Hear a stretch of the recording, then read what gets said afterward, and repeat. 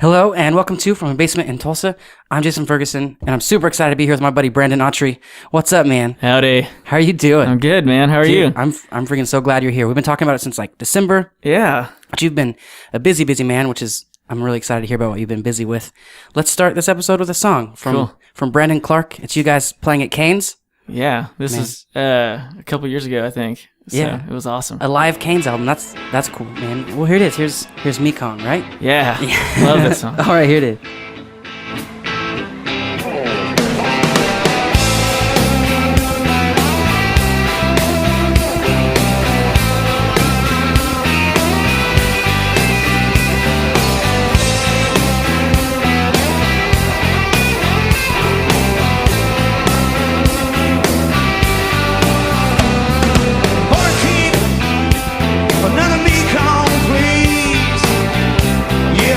You can keep the change.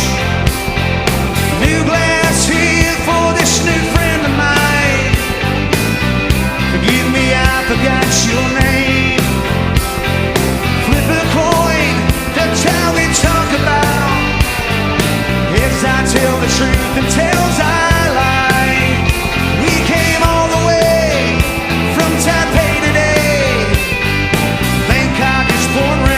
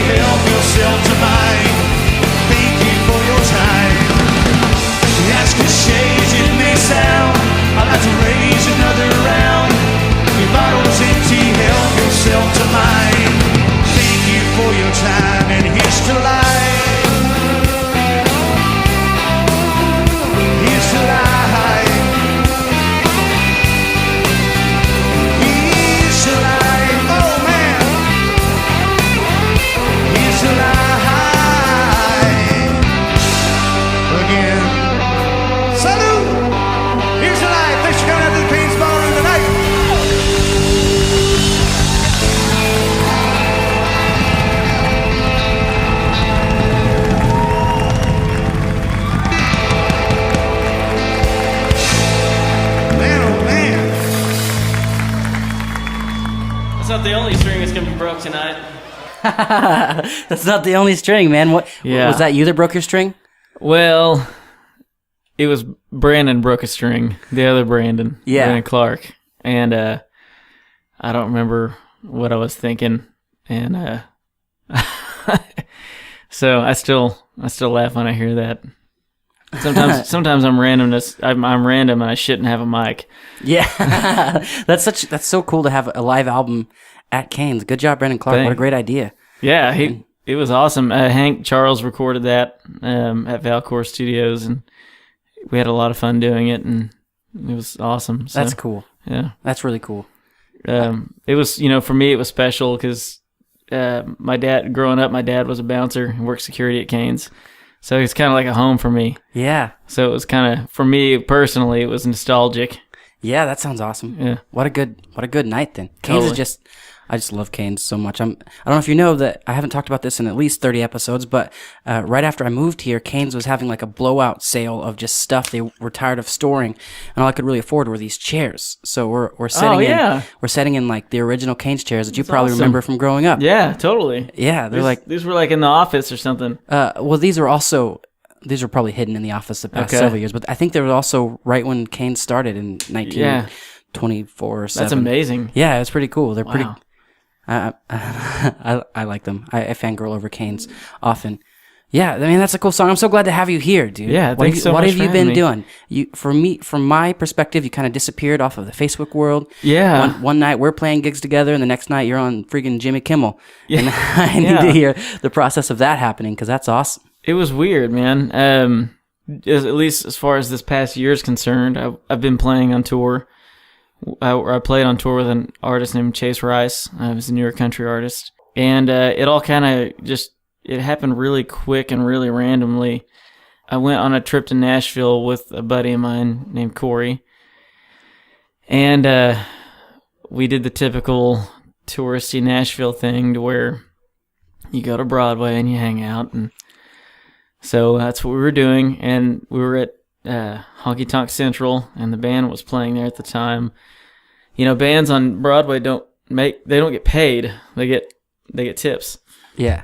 Excuse me. So this band had it down because they were charging $20 for requests. So I went up to him and I was like, "Hey, do you guys know Red House? Jimi Hendrix." He said, "Yeah, man. For $20 we'll play it." And I said, "Awesome." I said, "For $20 I'm going to play it with you." Yeah. And he looked at his guitar player and he was like, "You cool with that?" And he's like, "Yeah, man." 20 extra bucks. Yeah. Yeah, of course. So I went up there and first I yelled at Corey. I said, "Hey, Corey, I need $20. So thanks, Corey. And he gave me $20, which I gave to them, and went up and we played Red House. And then it was, "What else do you know?" And I'm like, "Well, whatever you guys know." And so anyways, I ended up playing the entire night and became friends with them. And about maybe a month later, I just get a random phone call from the guy. He's like, "Hey man, you play steel guitar, right?" I'm like, "Yeah." He said, "Are you in Nashville?" I was like, "No, but I can be." But he's like, "Well, I need someone to record steel on my album I'm doing." And I was like, "Well, I can be there tomorrow. But I'm not there today, obviously." He said, "All right." He's like, "Come here tomorrow." And so one of my guitar students worked for American Airlines, and he put me on his standby. That's great. Deal. So I flew, and I didn't get stuck. I actually was clear the whole way and made it. I just took my old Gibson lap steel and went and did. It was really weird. That day was crazy because I flew back that night. So it was like I got there at like 11:30. He picked me up at around noon. Went straight to the studio, and I think I did 6 or so songs, as much as I could. And had to get back at the airport by about 6, and then I was home by 10:30. So it was like a day's work. Really weird, but it was awesome. And so that studio, I went out there and did some more songs for him for that album. And that studio just, kept having me out. And from there, I met other artists and started touring, and doing little short runs and stuff. And one of the artists, which is a real good friend of mine now, is named Brandon Autry, and I played with him last year through December. And then I get a call for auditions for Scotty McCreery and Chase Rice, and went and did those and ended up getting the Chase Rice thing. So That's cool. started with that last January and became the band leader. So it was, I really had 2 jobs. I was lead guitar and band leader, which kept me busy, which I loved. I'm sure. It was awesome, and I learned a ton from it. And then we hit it hard all year. It was just a really, really busy year. We did over 200 shows last year. Yeah, so with just Chase? Just Chase. So then you'd come home and play like 60 gigs a day while you were here? Well, I couldn't come home. Oh, I was wow. home, I think my wife and I, it's no more than 20 days I was home last year, but it was maybe as low as 15 that I was actually home. So I was literally gone all year. A lot of the days I was stuck in Nashville, and I don't want to say stuck, but not able to come home just because we would only be there for like 2 days. Yeah. I just didn't have enough time. Yeah, and to plane come home tickets was too expensive, and it just, you can't count on flying standby really. So I just had to stay there, which was fun still, but it wasn't home. Yeah. So, really, yeah, that's all I did last year. Yeah, playing gigs. That's really cool. I can't imagine I guess it wasn't overnight that you were playing. Canes is a big venue, but then, like, what were the size you were playing with Chase? Man, that seems like It started off, honestly, when I started, it was all sold out. I think the first show I did for him was in Fort Wayne, Indiana, and I think it was like 400 or 500 people.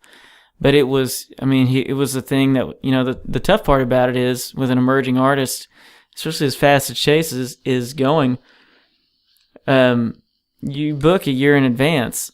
So that night he could have sold a ton more. But, you already booked. It's already sold. booked, and you got a commitment, and you got to do it, and happy to do it. But it was stuffed. It was stupid. But it was only like 500 people, and to me that was awesome. I was like, for sure. This is awesome. But I don't remember where else we played after that, but it varied at that time from 1,000 to a couple thousand. I want to see him. That was the first one. The Fort Wayne gig was the smallest one. After that, it was probably Canes size stuff. We didn't get to play the Canes, and I was bummed about that, but you never know. That should happen, I think. Yeah. I think they were working on it, but just the routing we did last year just couldn't happen. I can't imagine that kind of... Canes itself is busy for booking to get in there. It's crazy how far in advance they're booked, so I can't even imagine booking a year in advance as a musician. Well, Canes is known everywhere. Everyone cool. I talk to knows about Canes. Everyone knows, and not just has heard of it, knows it well and loves it. And I always talk to, and I saw so many people from Tulsa, if not from Tulsa, from Oklahoma.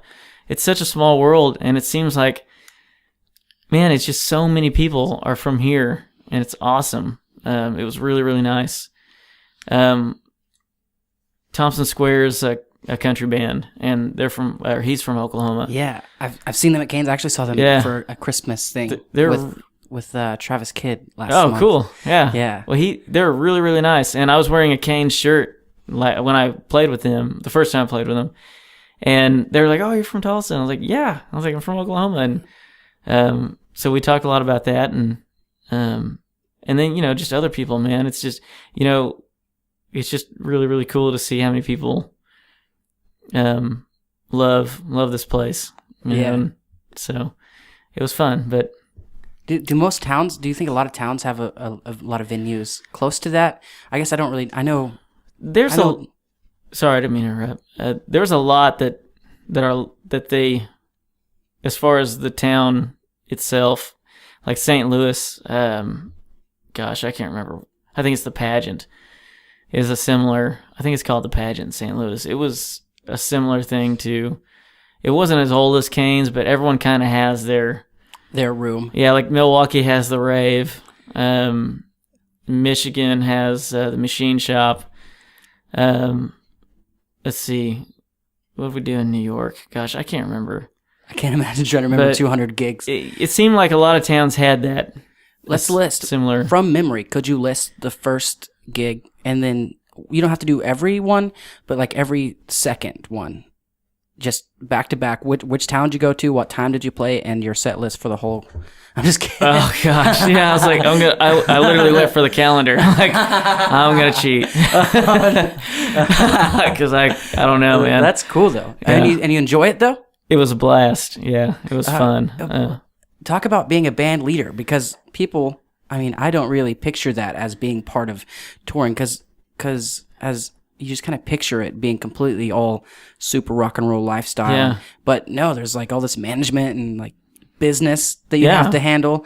You can't just party hard every night because you got to do it again the next day. Yeah. It's band leader was awesome, and it was humbling. And it not only taught me a lot about the music, as far as, you know, let me kind of back up. Every artist is really its own thing. So it's like its own business. So in that sense, being band leader really varies per artist. But for me, I mean, the general thing about it is you're basically the communicator from artist to the band. That's the generic version of it. But for me, like a shop lead. Yeah, you're just the communicator, and you're not the boss. And I guess in some bands you could be, but I didn't look at it like that in ours. I like to picture you all of a sudden like wearing a shirt and a tie. Yeah, when you're not on stage. Like, so you could do that. That'd be great. Come to the back lounge, please. We need to talk. Yeah. There was some of those sometimes, but you know, it kept me on my toes as far as I just made sure they had everything they needed, music wise, or I handled, you know, scheduling rehearsals. You know, if Chase wanted to make any changes to anything, he came to me and I went to them. You know, auditioning members. You know, it's really anything having to do with the band. If the band needed anything, I fought for them. You know, I was there for them. You know, and it's not just from the artist to the band. It's a lot of times from the band to the artist, or band to the management. You know, it's I'm just kind of the mediator. So I learned a lot. And it like I said, it taught me a lot about myself. About not being a boss but being a leader. You know what band leader means. And so it was fun. It was a great experience. I'm thankful for it. So it was cool. Yeah, that's something I wouldn't think about normally as being part of as the deal. It's a well-oiled machine. That's good. At least it should be. Yeah.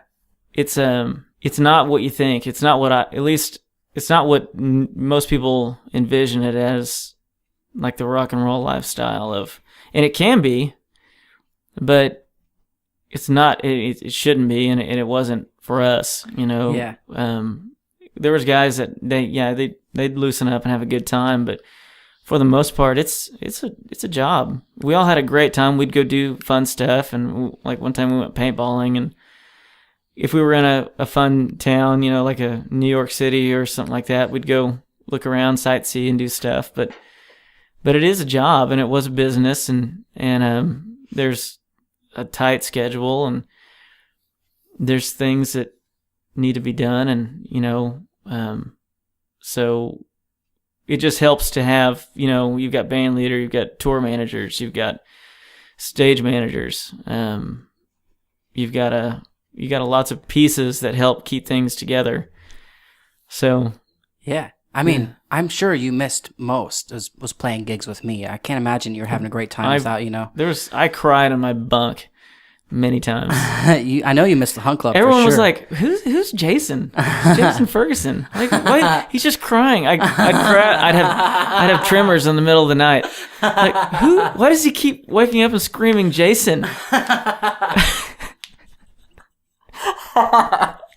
I'm sure.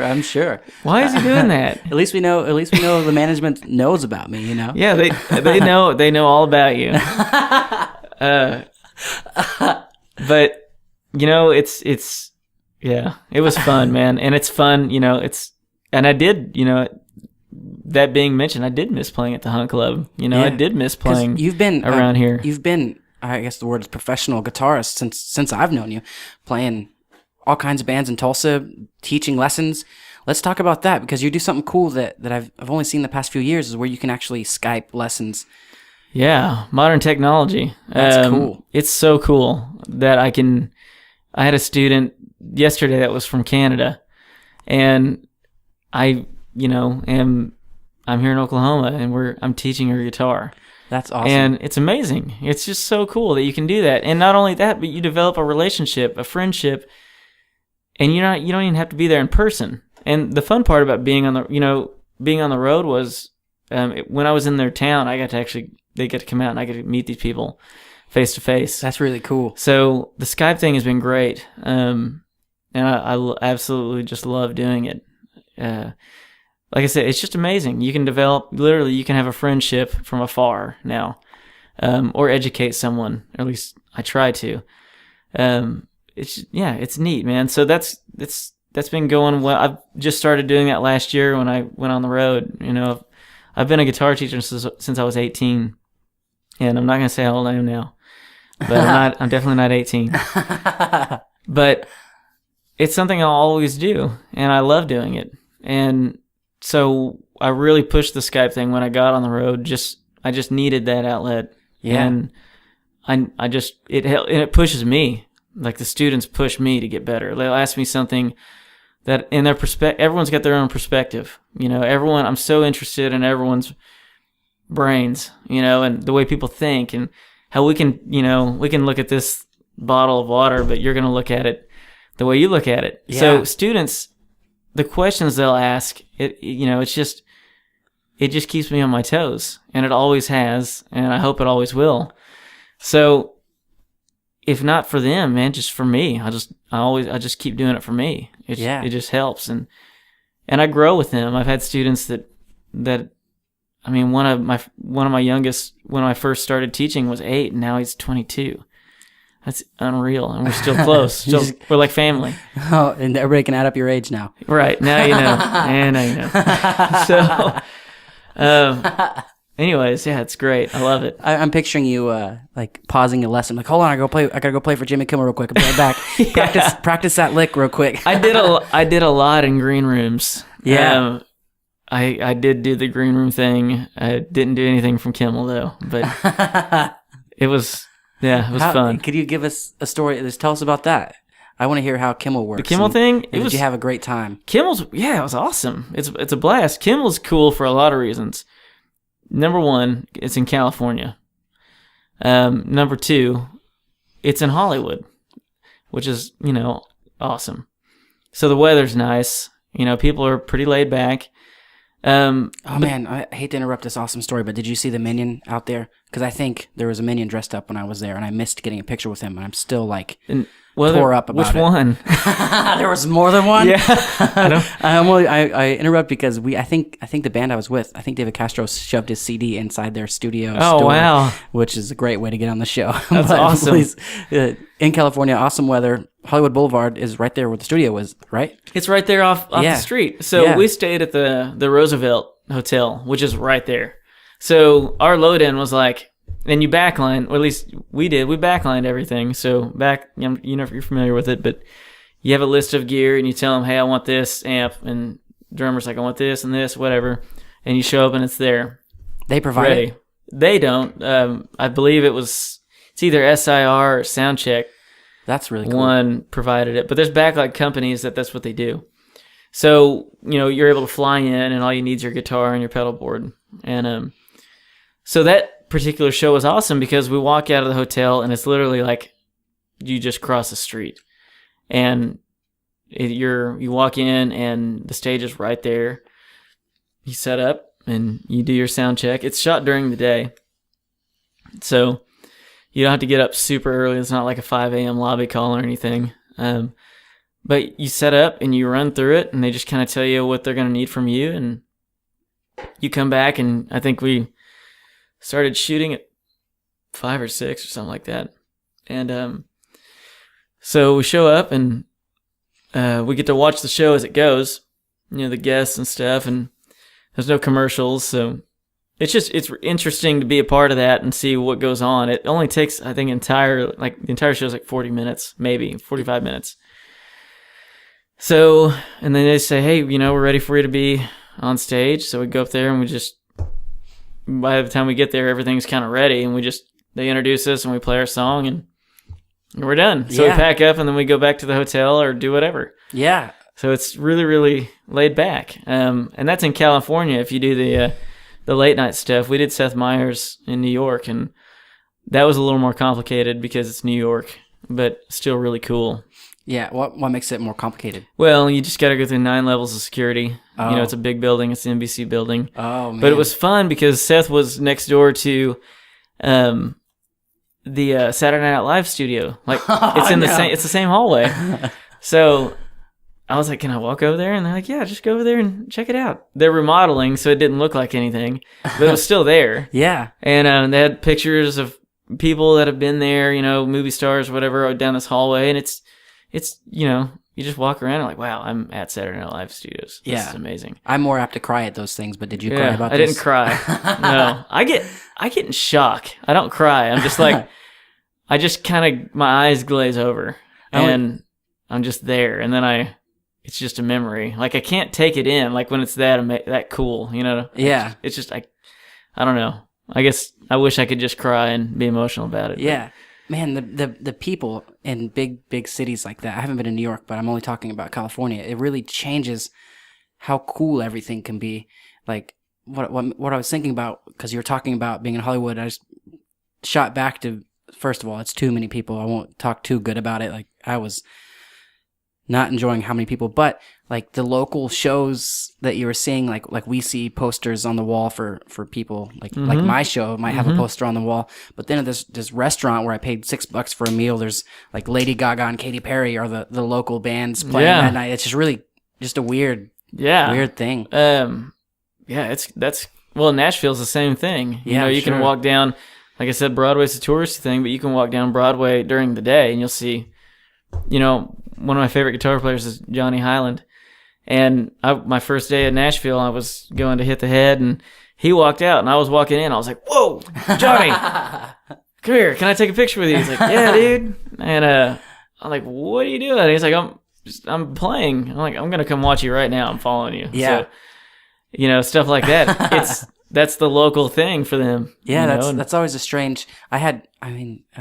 I was asking, a band called Wellhung Heart was here recently. That's why I'm remembering it. And I talked to them about how strange it is to me being in Oklahoma and like just them in California and LA and Orange County, just seeing super famous people just like I see you. Mm-hmm. Which is, I guess, the same thing. You're super famous now. So. I'm not. I fart in my pants just like everyone else. So. But it's just such a strange, I can't even think of the word I'm thinking of, just a strange way to see things, of how different that is. Or how normal it is. Yeah. For me, it was just how normal it is. I mean, it was just settling. It's just normal people. Yeah. And they eat bad food and they cuss. But they just, for me, it was, I totally see what you're saying. But also it's just how normal it is. Like you're just in there and they're part of the world. Yeah. It's crazy, man. I'm trying not to talk too much about Garth Brooks in the upcoming episodes. Talk about it. How was the show? It was incredible. But we also, I recorded, by the time this episode's out, there'll already be like a just episode dedicated to that concert, so I can get that out of the way.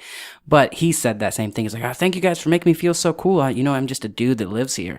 And I was like, no, you're not. No, you're not. But, no, you're not. But I guess that's the same thing. I wonder if people get used to it in California. I bet they do. I think they do. I know there's Nashville, I'm sure. Yeah, there's some people that move to Nashville just to see artists, or whatever. But for the most part, if you go downtown, it's pretty regular. You'll see someone. That's cool. And I think it's kind of the Nashville thing of you just don't fangirl over them, just let them hang. And that's why I live in Tulsa. No, I'm just yeah. kidding.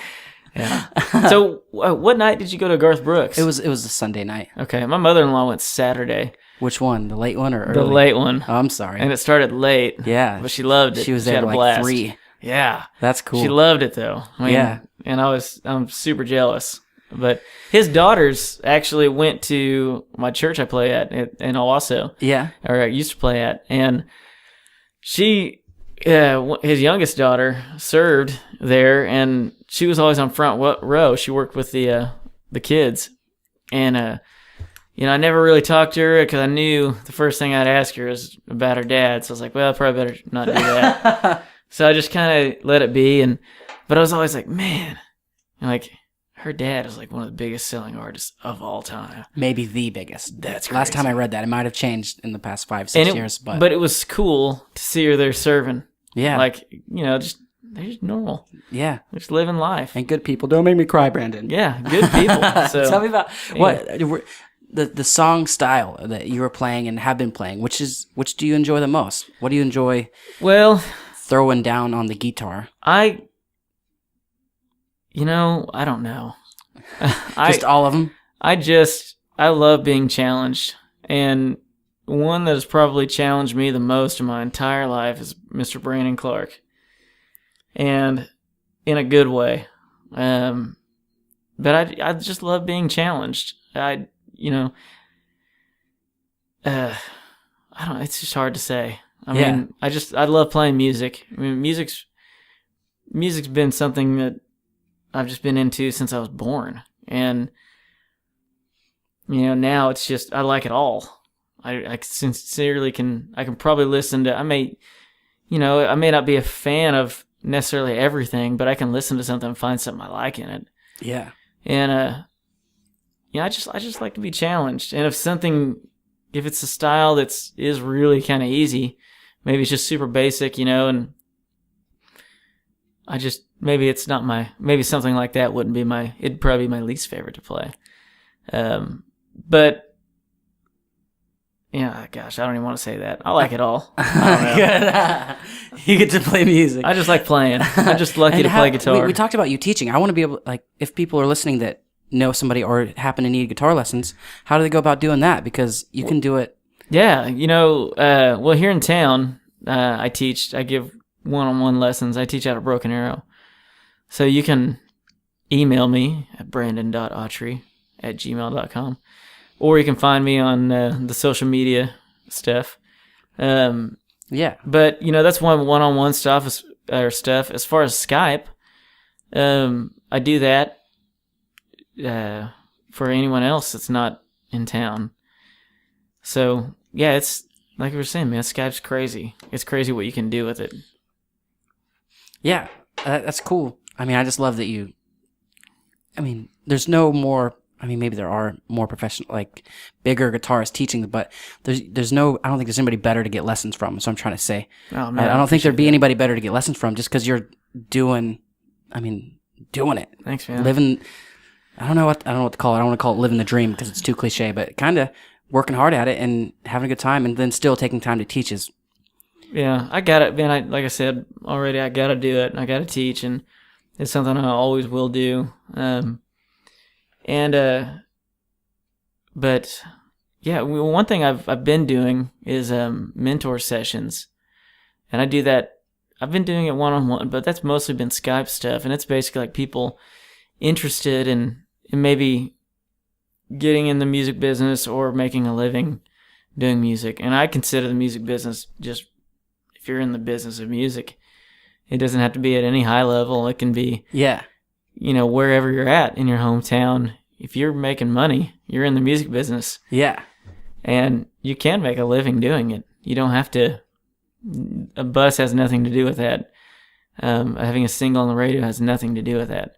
You can make a living in many ways in music.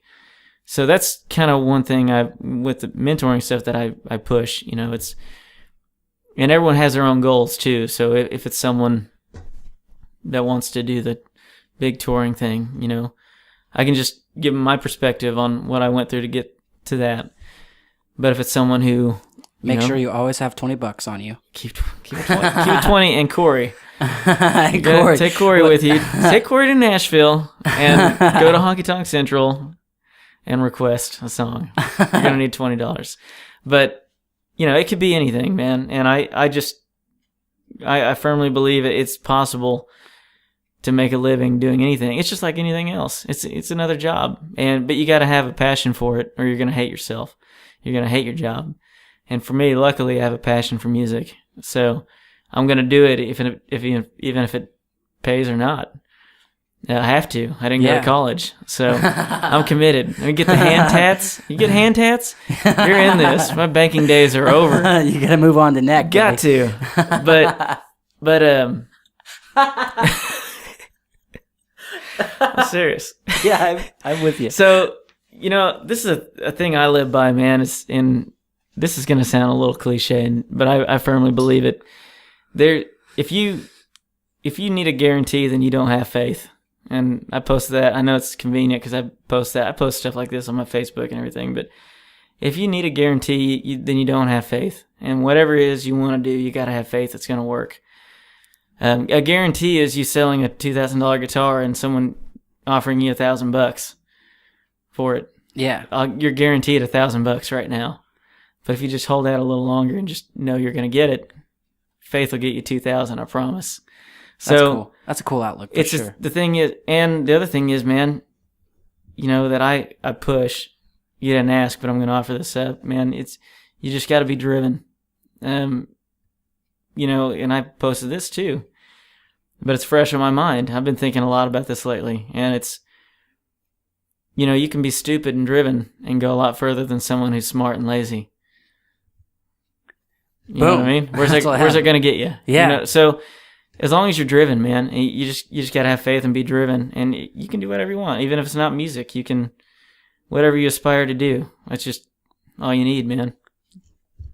I like that. I like your outlook. Cheers to that with these bottles of water. Mm-hmm. Let's play. We got time. Let's write a song. No tone there.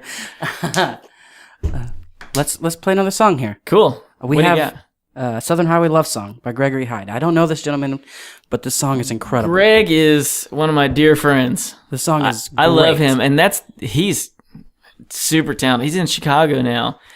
And I love him to death. He's a great guy. He's super talented. And I've always admired his songwriting. And he needed a steel player. And that's the first thing I ever recorded my steel on. Yeah. It's just lap steel. And it's simple. But what? Is this the guy... Is this from the $20 or is no, this... Oh, man, no, this is a guy I've known for about 20 years. Yeah. So anyways, this is his song. It's great. I'm glad. Thanks, Gregory Hyde, for giving us permission to play this. It's called Southern Highway Love Song, and you're playing lap steel on this? Yeah, I did my lap steel. All right, when we come back, we'll talk about what a lap steel is. Cool. One more prayer, and I'll be able to fly on the wings of an angel, straight through to your sky. One more breath, and I'll finally quit tonight. No more of my excuses, no more of my lies. 'Cause if you go away, nothing's ever gonna be the same. If you go away, I've got no reason to change. If you go away, you'll never find out if I would've loved you if you stayed.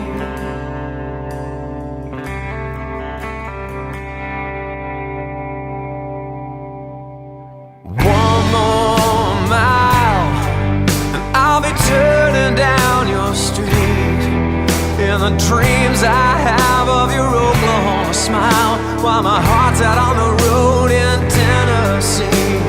Wonder why I never said that night that this come as surprise, just a fail in disguise, and all the strength in these hands can't match the hurt in your eyes. The more broken a man, the more he's willing to fight. And I feel like I could take on anything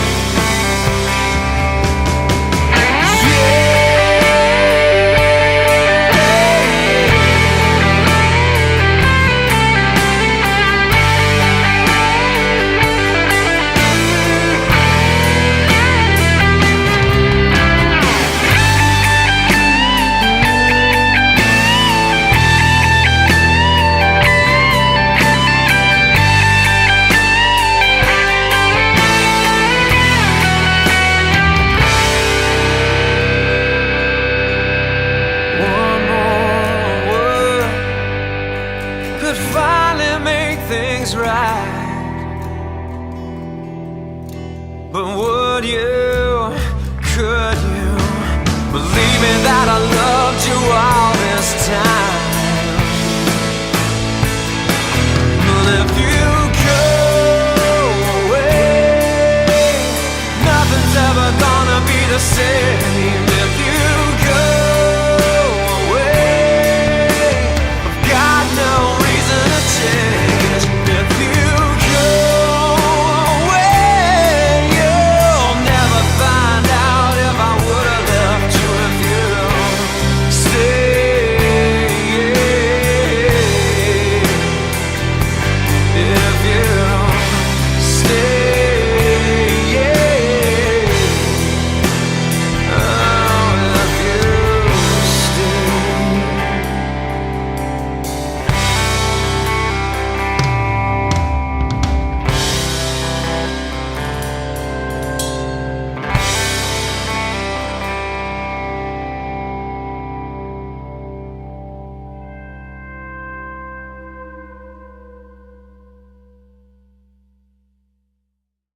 Man, thank you so much for introducing me to that song. You're welcome. I Thank you. am now a Gregory Hyde fan. I'm gonna go buy the rest of that album for sure. Thanks, man. Yeah, he'll appreciate that. I'll leave the links for all the songs we play. I'll leave links on iTunes on the description. Cool. Which is that's really cool that I can do that, and I'll leave whatever you need to contact you for Awesome. lessons, but it'll only charge you $20. It's gonna cost you 20 American.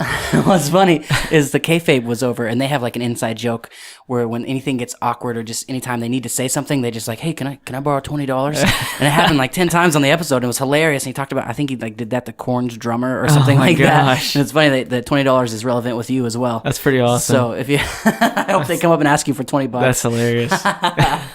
God, I don't have $20 on me, so. But I do have a blank IOU. Yes. Oh man. Man, I'm still stuck on that song. It's so good. Like, Yeah, I love it. I love his stuff, and I was happy to play steel on it. It was a lot of fun. He recorded that in another thing in modern technology. He recorded that in Chicago, and then he sent us the files, and we recorded that here. So That's cool. In Tulsa. So modern technology, man. You don't need to be there anymore.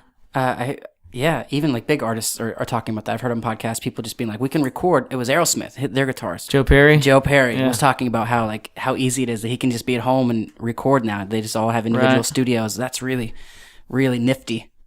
Oh, dude, it's killer. Yeah. It's killer. Well, I mean, the days of flying, I think, who said this? Dave Grissom, I think. I read the quote, but I mean, basically, the days of flying people out to record anywhere are over. As far as, unless you're Slash, I'm sure people fly him out. But, Yeah. I mean, and that's why, honestly, like being in the town where your industry is at is so important. I mean, For sure. I was just really lucky that I was able to, because I never moved to Nashville. I mean, I have a wife and 3 kids here in Tulsa. I just didn't see them a lot. Yeah. But even for me to go and do that and not live in Nashville was crazy, because they won't even take you seriously if you don't. They look at it like you need to make the sacrifice To be here. like they did. Yeah. So unless they have a close friend named Greg who lives in Chicago, but he didn't fly me out. He just emailed me and stuff. But we have to talk about lap and steel guitar and like just what that is, because I don't really know that much about it. it's really fun. I love it. I love the sound, and I love playing country music with it, or any other style. It's just cool. And so that was lap steel, which I play lap steel the majority of the time. It's just a flat guitar. Mine is a 6-string. It's a 53, I think, Gibson lap steel. And I picked it up when I was out on the road with Brandon Clark. We were out in Topeka, I think. And I just found it there and got it and fell in love with it. So, it's just cool. It just sounds cool. And I really feel like it's just a lost art. And I feel like that because trying to learn it, man, I couldn't find anyone to teach me. I was just at the mercy of YouTube or whatever and myself. And it's just no one does it hardly, Well, and so. Better for you. Yeah, I just want to hear it. So Yeah, true. I just want to hear the thing. But I love the instrument. Pedal steel, which I don't have really anymore. I need to get another one. That's a crazy instrument, man, because you got pedals, you got your knee levers, and you're tap dancing the whole time. That sounds cool. That's one thing I loved about being in Nashville was all the steel players.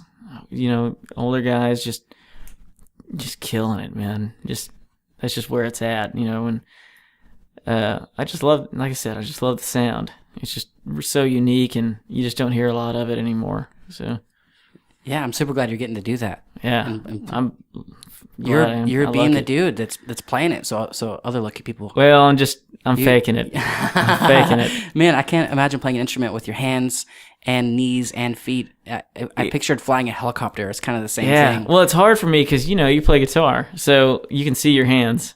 Yeah. And for me, playing the steel, everything's underneath the table. Oh. So you have a bar, and then you have you got a 10 string if it's a pedal steel. And you're picking your strings, but for the most part, your changes are underneath where you can't see them. So it's a lot of and you can't see the changes on your strings. I mean, at all. I mean, you don't see the strings bend. So it's just a lot of memorization. It's crazy. And when I first got it, I wanted to let it on fire and throw it out the window and cry. What's your margin of error there? Like, if you're just a little bit off, is it? You have a lot. I mean, no, I'm sorry. I take it back. Margin of error is none. Like, your intonation's got to be good. Oh, goodness. So, because you don't feel it's not like a guitar where you feel the frets. Yeah. You have to eyeball it and use your ear. I mean, your ears, pretty much you're really all you need. But, it's you can, as far as tuning and stuff, you got to be on your game. It's tough. Yeah, I'm sure. I'm not even going to try to picture it. I'm stuttering just thinking about it. Yeah. Well, I know for a fact that the guys at Palin Music, when I first got mine, pretty sure wanted to kill me. It sounded really bad. But no pain, no gain. Yeah, for sure. What do you think the average in I guess you'll know the most about touring country music, and what do you think the average skill level is? Is it all incredible? Yeah. I mean, it made me feel like a piece of poop. It's some of the best players I've ever seen. It's, just a totally different ball game. They take everything seriously, which is really inspiring to see. Like, they dress for work. They've got all their gears in good shape, even if it's not, whatever expensive stuff. It's all well taken care of. They're all, their chops are good, great players, but they know when to hold back. They play this, they just play the songs as they're supposed to be, and it's just really, really, it was really inspiring. They're all great, and it was just really, like I said, really, really humbling. Yeah, I'm sure. That's really cool. Yeah, Neighbors walking around a lot, which is always nice. I can hear him. Time to chase the cat. Maybe lose my train of thought. I want to talk about what I've heard is called Nashville language. Is that still commonly used? Language? Like you just charting it? Oh, you in mean a way? the Nashville number system? Yeah. Oh yeah, we use it here though. It's really, you can't put that on Nashville, I don't think. And I'm sure people from Nashville are going to hear this and get mad at me, but that's just music. And Nashville is where studio musicians are. Yeah. For the most part. So when you're transposing a song, say when you're playing a song, or you can use it for many things, but so if say a song's in the key of G and your chord progression is, your simple, 1-4-5, whatever, just basic. So we better break that down. 1-4-5. So you got your G, C, and D. Okay. G, C, D. I mean, everyone plays G, C, D. For sure. Exclusively for me. In Nashville number system, that's 1-4-5. Right on. And so what if I wanted to play that song in A now? Well, what's my progression? 1-4-5. So I just do 1-4-5 and A. Yeah. That's easy. A, D, and E. So now I can it's easy to switch that by using the number system. It's easy to just change the key. Yeah. If I want to do the same thing in D, I'll just do it, and it's just 1-4-5. So D, G, and A. I wonder how That's that works. easy. Is it quite as simple for a drummer? I bet you it's a little bit different. Drummers there. only know how to count to 8. So Sorry, drummers. no offense. But seriously, you can only count to 8. Man, I'm not gonna lie. I am very openly admit that I don't know any of the things you just said. 145. I guess I know it, but it takes me a while to figure it out. I don't just know it. I can figure it out. Is where I'm at in my brain. Where I am in my brain. But I was trying to play a cover song in like, I think it's 6/8 is what the time frame is, or the time signature. Yeah. And I was playing at Route 66 marathon, and I started this song, and it helped that, it started at 7 a.m, which is very early to be outside and playing songs. Bless your heart in November. Yeah, but I was stuck in 4/4. Like I couldn't get out of it. I sang the first verse, and it was Paramore's, what's the name of the song? The Only Exception. I'm having a deja vu. I think I did that to Kinsey Sadler. She's an artist around here. And I think I did that same thing to her. It was either an acoustic show. I think it was acoustic. And my time signature was just bad. And she was like, I started it, and I could feel her looking at me like, you go to hell. Like, how am I supposed to fix this? I hope you go to hell after this. Yeah. And yeah, sorry. Deja vu. Yeah, I'm glad you know the feeling. I didn't mean to But I was playing by myself, and I couldn't fix it, which is really sad. I stopped the song. It's like, I'm playing a different song. Like, I can't even do it. It's like, it's so hard to because it's a difficult song for me to sing, because I'm generally in 4/4. I don't really venture out much at all, but then like I couldn't even fix it, and I was there with friends, they were playing too, and I just like looked at them, I was like, then I remember it was like 8 a.m, and they don't even know what's going on either, so I just changed songs and went on. That's hilarious. I was kind of embarrassed, but I don't think anybody really knew. I just played a really short version. I was like, you are the only next song. Like I couldn't and next. Oh, that was a good song. I enjoy that song. God. Of course, as soon as I got home and messed with it, it flowed easily again. But I was really like, I learned that song to play with a band. It's like we had to have some cover songs, and then even I did it perfectly at home. I went to practice, and they're like, luckily they're all really talented, and they're like, no, this is wrong, and I almost cut the song from the set entirely, and they're like, no, don't be a wimp, just do it again, right? And then I got it right, but yeah, I've had more moments than I'd like where I just black out.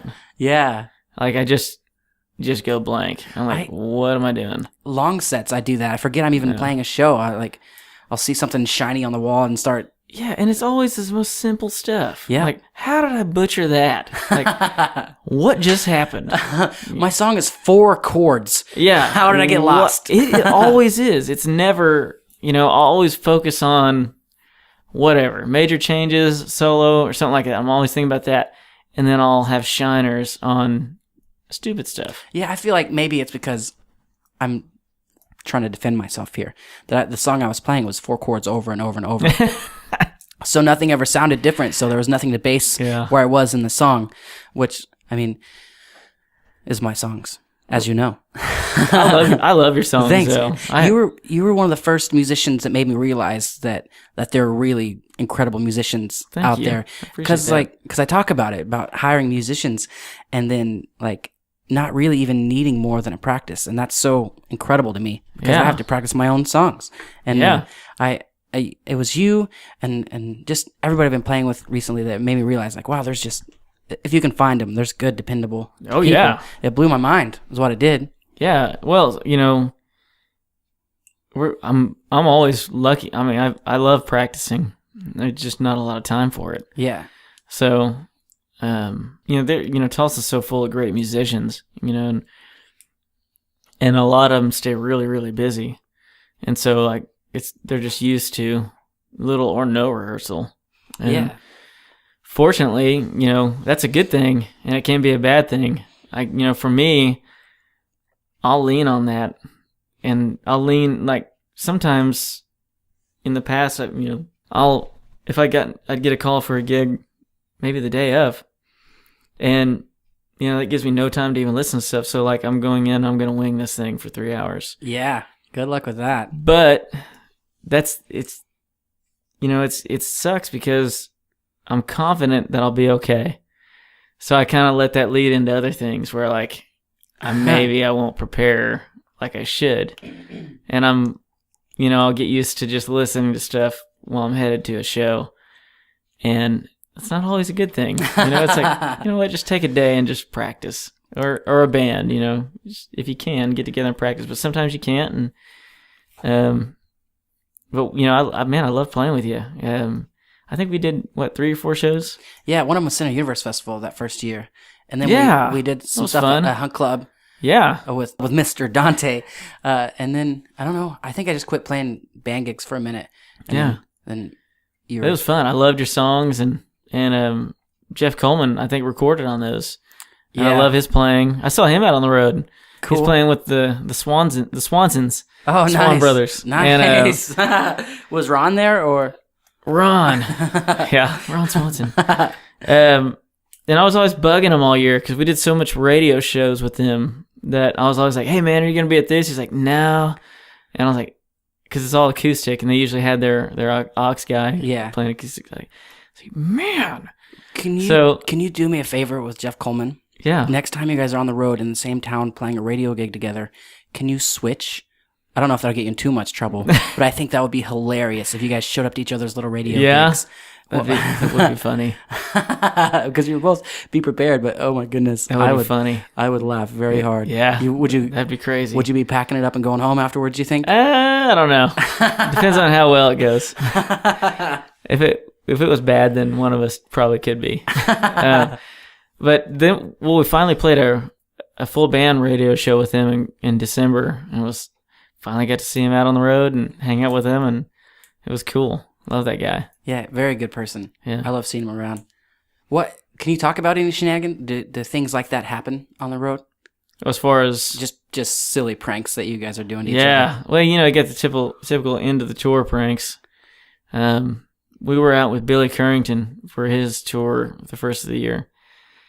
And at the end of our set, at the last show, which was in, I think, Fort Smith, the crew, they kind of set it up during the day, and the drummer we had at the time, they walked up to him, and he's like, hey, man, the camera guy for Billy, he's like, hey, man, can I set this GoPro up on your drums? He's like, thinking he's going to get filmed. He's like, yeah, that'd be awesome. Yeah. So, which I would be too. Like, yeah, dude. I want to be in your documentary. Heck yeah. So we're playing, and I'm just kind of waiting for it. And we were waiting for something. We're all kind of, we kept looking back and like, just do it. Just get it. Whatever you're going to do, just do it. And so they came out and they unlocked his drum riser, and they spun it around. So he was facing backwards. And then we were playing a song called Whoa, and they all came out wearing, Chase has this brand of clothing he started called HDEU. It's head down, eyes up.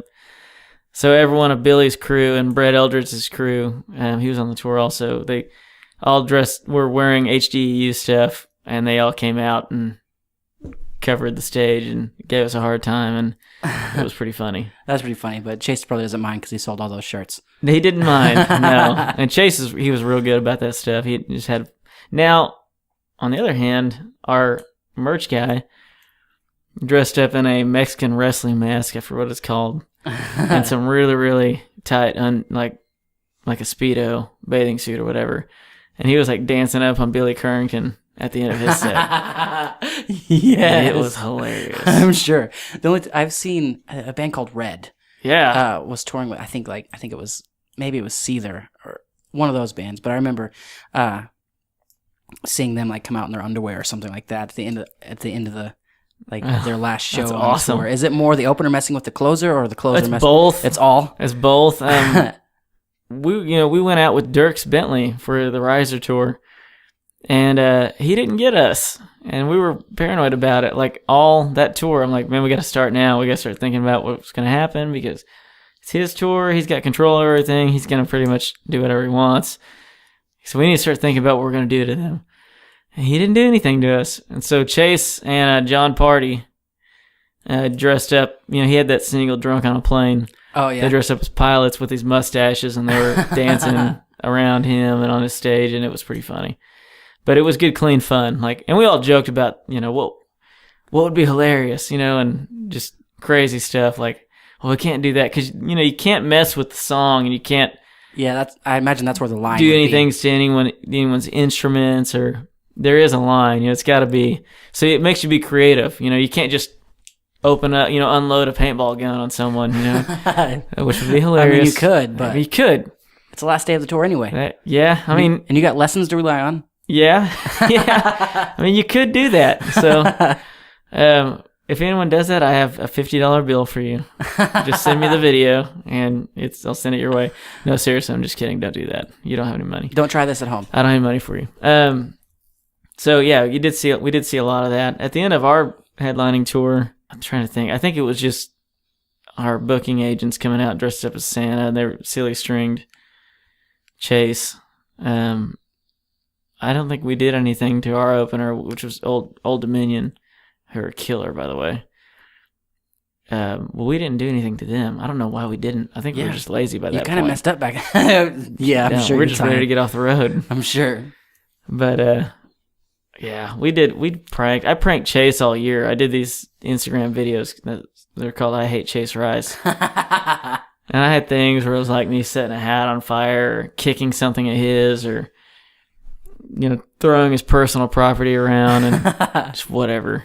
I mean, I was always pranking them. It was fun. Yeah, it sounds like fun. Yeah, I'm glad it's not, because I had Ian Moore over. Cool, I love him. He's incredible. But he talked a little bit about going on tour with Jason Mraz. He said it was just a strange, I can't think of the word again, a strange way to look at things, or strange environment to be in, because he didn't really talk to Jason at all. Which would be strange. I'm glad you got to be friends and hang out and have a good time, not just professional, but not like too professional. Yeah, I mean, at least in the tours we did, everyone, it was like one giant family. Dirk's tour, it was us, obviously Dirk Bentley, Chris Young, and John Party. And dude, Dirks was like the nicest guy ever. We played Red Rocks, and I flew my wife out to that show. And he walked up to her and like introduced himself, and he had his wife there, and she introduced herself, and she hung out with my wife, while we're playing. Like, they're the nicest, most down to earth people ever. And Chris was the same way, and his whole crew. John Party taught me how to lasso cattle. That's cool. He had this practice. He's a real cowboy. I mean, he's legit. Those things terrify me. It's not an act. He's a legit cowboy. That's cool. And his dog's name is Cowboy. And he's like, Cowboy! And so he had this, I don't know what you call it, but it's just this thing you practice roping cattle with. And he had it out by the buses. And steer head. Yeah, and so he taught me how to, he had these ropes, lasso ropes, and he taught me how to do it. It was awesome. He's out there just tossing it every night. Like, and those things hurt when they hit your ankles. I'm sure. I'm sure. Because as soon as you said it, I remember being like, a young kid, my cowboy cousin Dan. Oh my gosh. Cowboy cousin Dan, he would be like, run. and all you hear is and we were the practiced animal. Oh, that's like my brother. I'd practiced WWF on him when I was a kid, and on the trampoline, and I was like, all right, now I'm gonna pile drive you. And he's like, yeah, do it. And I'm just throwing him around. He loved every minute of it, and I'm like feeling all like I'm macho and like I'm a wrestler, and that poor kid. Yeah, I wouldn't be good at Bless that. your heart. I'll openly admit that I whined and cried every time. I was like, I don't want to do He came back smiling for more every time. Like, all right, well, I'm going to pile drive you again. He's tougher than me. Now I'm going to try a new move. Now you need to catch up with him, and you need to get that lasso practice. I'm really sorry, Blair. Sorry about that. Please forgive us, Blair. We were young. Man, I remember like being, I don't know, between 5th and 8th grade, somewhere around there, right when cameras were becoming accessible, where everybody could have a camera. So me and a friend and I had access to them, and we'd always try to do stupid things just to purposely get on America's Funniest Home Videos. Oh. That was the dream back then. You try to set it up. Yeah, and like nothing crazy ever happened until we were just practicing and didn't have the camera, which is life. Yeah. I think that's why you gotta always be on or whatever. But I remember just like I could have died Like so many Yeah. times. I remember we tied one of those little bitty kids, like little tight cars where they pedal them with their feet. Yeah. I remember we tied one of those to a bicycle and pushed it up to the top of the hill. So like he rode down this huge, like steep hill that's Oh 3 my blocks long. You're gosh. 3 blocks in just a hill, and then turned left hard into a ditch to launch me up and Oh like my out. God.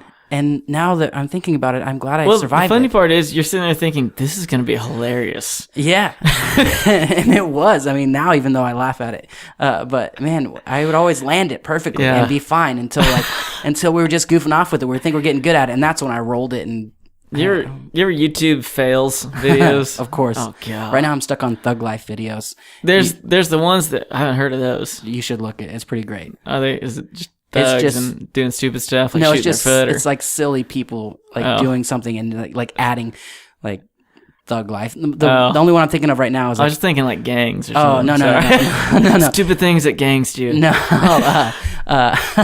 they were. What? My foot. All right, Sorry. that's okay. Wow. No, the Thug Life videos. tickled. Can we start those? You should look those up. Can we start that? Can we be our own gang and do stupid things that gangs do and No, man, I do wouldn't messed up drive-bys and like failed. yeah. Drive-by fails. We'll just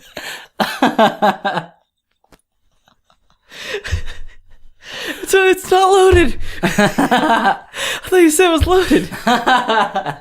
no, Oh, here's hey. no, because then I'll accidentally do it correctly, and then I'll feel bad. We're coming back around. No, it's just like I don't know. One of them was just like they were trying to set up a prank TV show, Oh. and this girl like buys him a drink. This dude sat at a table alone, and the prank is to buy him a drink, and then like he gets the drink and is all happy, and then she sees somebody else cute come up, and she like has the waiter take the drink from the original dude and take it to the new guy, and he's like all mad about it, and then like the new guy's boyfriend comes up, and she's like, oh no, so like the waiter brings the drink back to the original guy, which would be a hilarious show to see how he reacts. That's awesome. But then and then he picks up the drink and like stares her down, like locks eyes with her and just pours it out on the sidewalk, and that's when you hear like that's when they like throw sunglasses on the guy and like Thug Life. That's And awesome. I'm stuck watching those. I'm gonna start it tonight. Yeah, you'll be stuck, and it's That's hilarious. But in the meantime, drive-by fails. We need to make that happen. That's the next big thing. Seriously. You know we're gonna get arrested. Yeah. Yeah. But then we'll be famous, right? Yeah. We'll still, as long as we're famous, right? That's all that matters. That's all- 15 minutes is all we need. I don't know. Actually, Brandon, I'd like to state for the record, I would not like to Yeah, do me that either. with you. Actually, that would be a bad idea, and we would never, ever do anything like that. Ever. If there's anybody with our body types but wearing masks that comes out It's with a... not us. It's- Sorry, just change your career path after all the time you've put into practicing guitar. It's all good, man. I mean, sometimes you just, when your calling hits you, you just got to recognize it and run with it. But we're going to have passion, we're going to have faith, we're going to have drive. And be driven. So how We can do this. so driven will be in the car, which is fine. Yes. Faith, we're going to have faith that we're not going to die. Yes. This could be a success.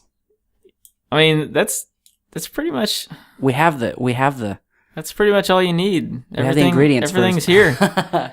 What do you think about how much, like, I like talking about how much internet changes everything. How much do you see that on the road?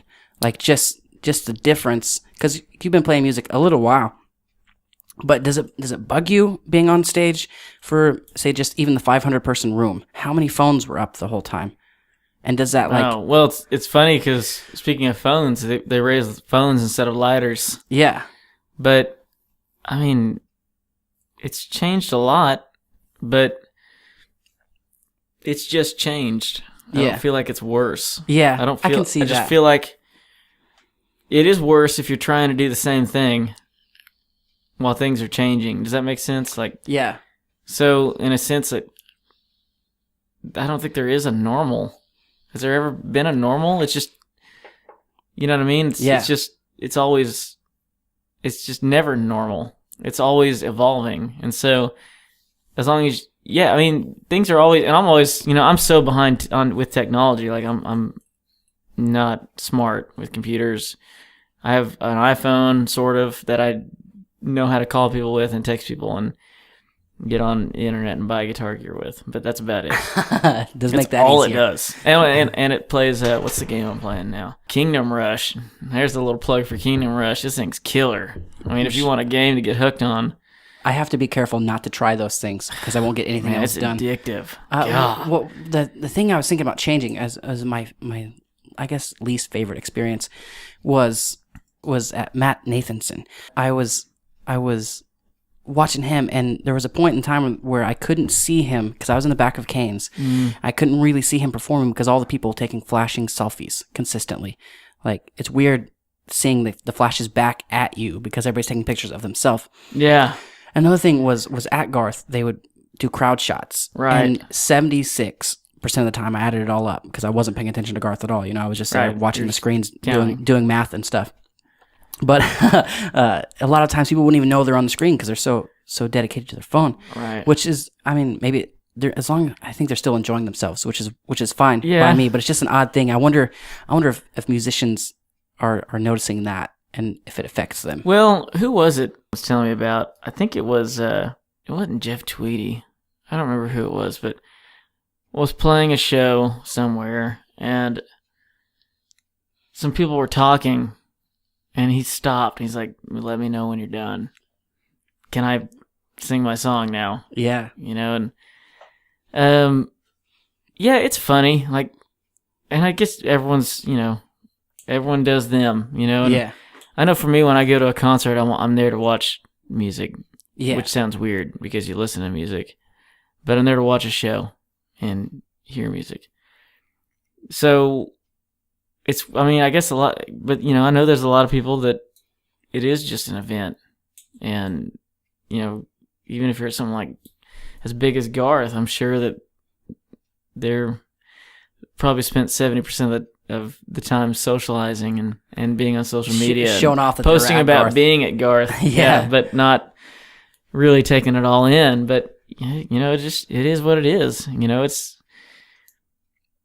I hate it, but at the same time, it's Yeah, I just I just like bringing those kind of things to attentions. It was a lot of that, Which also I think it's also good for the musician if they're spending time talking about the musician, which is a positive way to look at it. Of course, and there's that too. I'm here at such and such show. Yeah. You know what I mean? That's free advertisement. That's awesome. So it's never a bad thing. Would every musician that's playing music love 100% of the attention? Of course. Of the people that came to see them? Yes. Of course. But you're not going to get it ever. So I just remembered being at the Garth show and they did a kiss cam during during Trish's set. And my girlfriend was at the bathroom at the time, and I just remembered when she came back, I was like, you missed the kiss cam. They came on me, and I had to kiss that dude. I don't know. Like, I'm pretty sure she doesn't believe me, but I'm also That's hilarious. I wouldn't be surprised if she wasn't surprised. If That's pretty awesome. That's hilarious. To bring it back to a stupid Jason. She's like pissed. She like looks at him like, get off my man. No, Did you kiss my man? She's like, she'd be mad she didn't get video of it. Yeah. Yeah. I have to show people how stupid you are. People don't know. That's hilarious. That's good. Brandon, I love having you here, man. Dude, this is fun. Have you I'm having a blast. Update your fans about what to expect from you and coming time, what you'll be doing. Man, so I'm home. I'm playing with Brandon Clark. I love that dude. We should play one of his songs last. Is that cool? Yeah. We'll start and end with Brandon Clark. Yeah. I love Brandon Clark. He's family to me, and I'm just so glad to be playing with him again. And I'm playing at church again, playing at Life Church and Broken Arrow, and teaching and being a dad. Being a husband, doing the family thing, which I love. So yeah, that's a bit. And I'll be doing some shorts. I will be doing some runs with Brandon Ray, who's a friend of mine from Nashville. Go do some runs with him. He might have just signed a cool deal. Yeah, he may have just signed something great. Yeah. So, but he's super talented. Love that guy. He's awesome. And playing with some other friends here too. Jay Faulkner, I love playing with him. I'm gonna play some shows with him as well. I see. Dante. Hopefully, I haven't talked to him about it, but hopefully I will. It's just good to be home, be around. I consider everyone that I play music with family, and hopefully I get to play some shows with you too. Yeah, man, that'd be fun. But it's just good to be around family again, and be back in T-Town. It's just, we don't have it bad here. We have it great, actually. And we live in a great town that's full of great music and great musicians. I promise. And we're really, really lucky to have what we have here. So, I just got to say that it's really, really great. So that's a great way yeah. to close out. Yeah. I like that a lot. Thanks. Man, I'm so glad that you're back, enjoying time with your family, all Thanks, man. families. Thank you. I'm excited for your new video project that I won't be part of. Let's talk about this next Brandon song. Brandon Clark.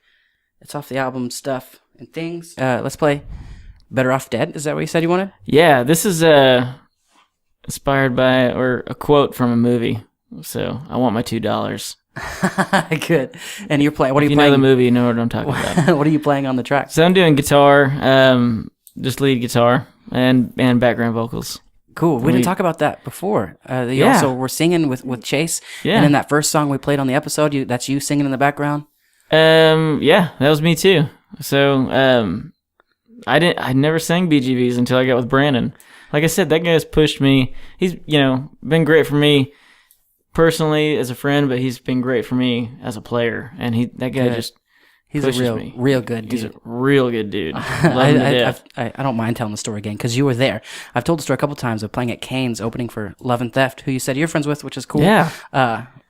Those guys ended up being late. BOK, something happened. They were playing early at BOK and coming over to Kane's. Right. Ended up being late. But they did their sound check after people were allowed in the venue. So they played their 3 most famous songs and then were like, go ahead, Jason.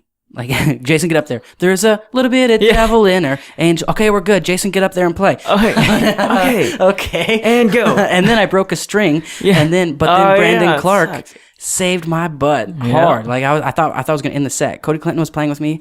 That's right. I thought the set was playing. just over, and Brandon showed up with the guitar. I was like, play this one, and I was like, that's awesome. Dude. So that guy, I'm glad I get to play one of his songs. Brandon, if you hear this, please let us know if you'd like to be on the podcast. I would love to have you over for an episode. Yes. And here's Better Off Dead off the Stars and Stripes album by Mr. Brandon Clark. I want my $2. With Mr. Brandon Autry playing on it, man. Thanks so much for being here, bro. Thank you, dude.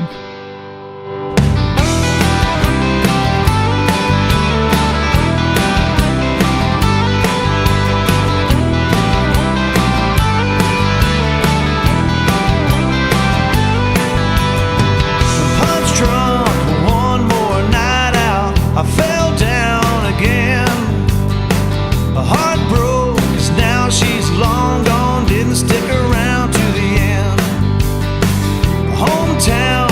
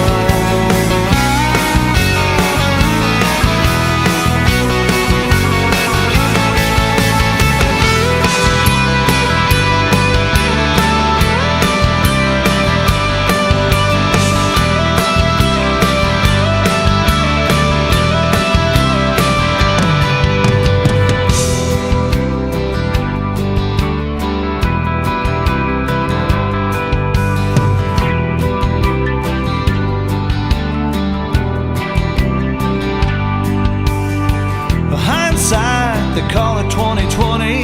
There's things I should have done, but bad luck keeps knocking on my door. It's like the weight of a ton. It's too late to change my ways, so why even try? I'll sit back, strap myself in,